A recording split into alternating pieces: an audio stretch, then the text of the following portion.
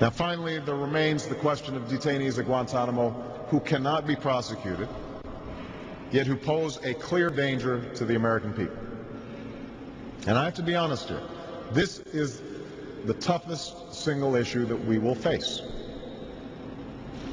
We're going to exhaust every avenue that we have to prosecute those at Guantanamo who pose a danger to our country. But even when this process is complete, there may be a number of people who cannot be prosecuted for past crimes. In some cases because evidence may be tainted, but who nonetheless pose a threat to the security of the United States. Examples of that threat include people who've received extensive explosives training at al-Qaeda training camps, or commanded Taliban troops in battle, or expressed their allegiance to Osama bin Laden, or otherwise made it clear that they want to kill Americans. These are people who, in effect, remain at war with the United States. Let me repeat, I am not going to release individuals who endanger the American people. Al-Qaeda terrorists and their affiliates are at war with the United States, and those that we capture, like other prisoners of war, must be prevented from attacking us again. Now, having said that, we must recognize that these detention policies cannot be unbounded. They can't be based simply on what I or the executive branch decide alone. And that's why my administration has begun to reshape the standards that apply to ensure that they are in line with the rule of law. We must have clear, defensible, and lawful standards for those who fall into this category. We must have fair procedures so that we don't make mistakes. We must have a thorough process of periodic review so that any prolonged detention is carefully evaluated and justified. I know that creating such a system poses unique challenges, and other countries have grappled with this question. Now so must we.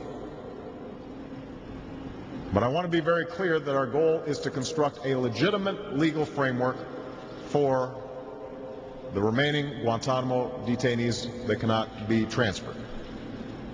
Our goal is not to avoid a legitimate legal framework.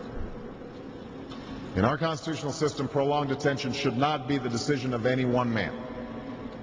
If and when we determine that the United States must hold individuals to keep them from carrying out an act of war, we will do so within a system that involves judicial and congressional oversight. And so going forward, my administration will work with Congress to develop an appropriate legal regime so that our efforts are consistent with our values and our Constitution. Now, as our efforts to close Guantanamo move forward, I know that the politics in Congress will be difficult. These are issues that are fodder for 30-second commercials. You can almost picture the direct mail pieces that emerge from many vote on this issue, designed to frighten the population. I get it. But if we continue to make decisions within a climate of fear, we will make more mistakes. And if we refuse to deal with these issues today, then I guarantee you that they will be an albatross around our efforts to combat terrorism in the future. I have confidence that the American people are more interested in doing what is right to protect this country than in political posturing. I am not the only person in this city who swore an oath to uphold the Constitution. So did each and every member of Congress. And together, we have a responsibility to enlist our values in the effort to secure our people, and to leave behind the legacy that makes it easier for future presidents to keep this country safe. Now let me touch on a second set of issues that relate to security and transparency. National security requires a delicate balance.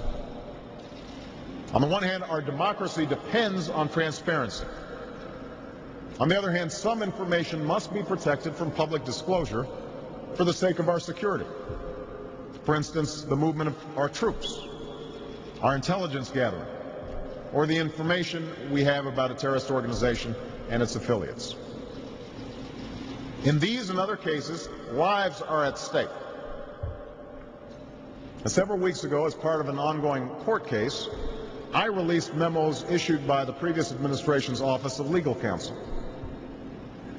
I did not do this because I disagreed with the enhanced interrogation techniques that those memos authorized. And I didn't release the documents because I rejected their legal rationales, although I do on both counts. I released the memos because the existence of that approach to interrogation was already widely known. The Bush administration had acknowledged its existence, and I had already banned those methods. The argument that somehow by releasing those memos we are providing terrorists with information about how they will be interrogated makes no sense. We will not be interrogating terrorists using that approach. That approach is now prohibited.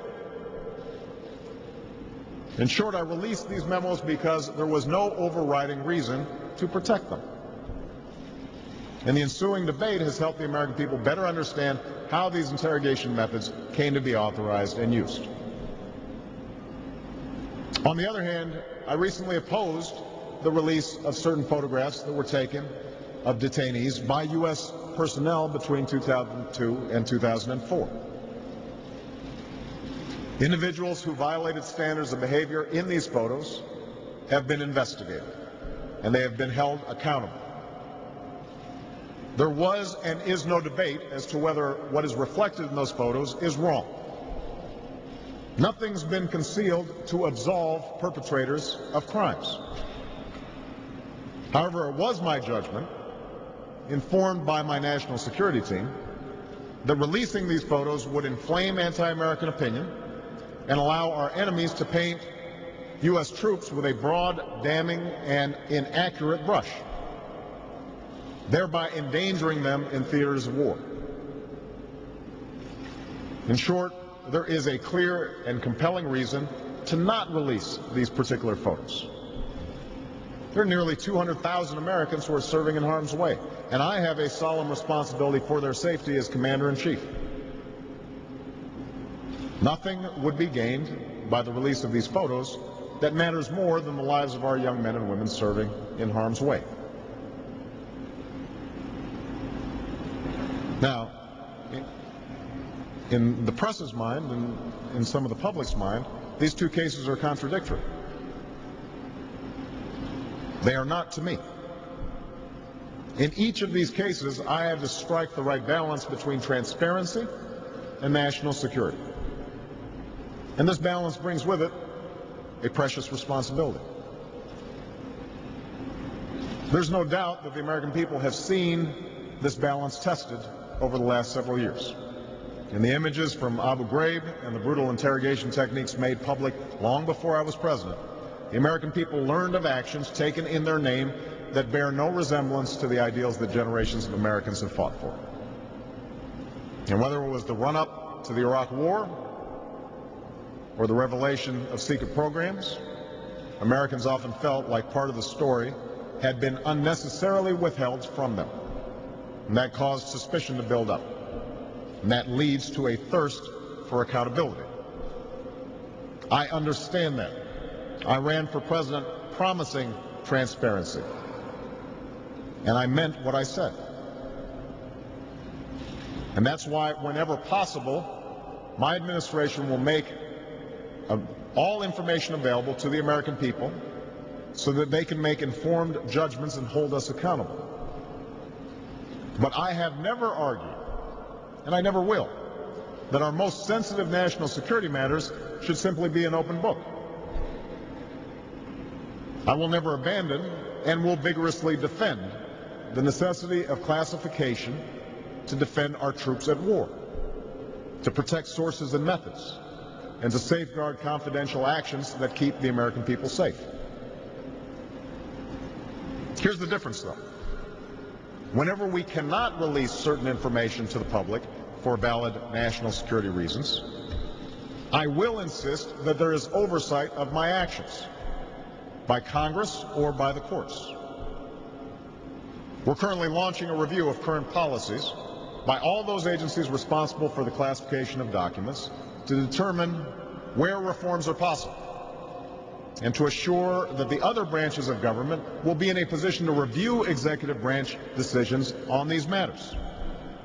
Because in our systems of checks and balances, someone must always watch over the watchers, especially when it comes to sensitive information.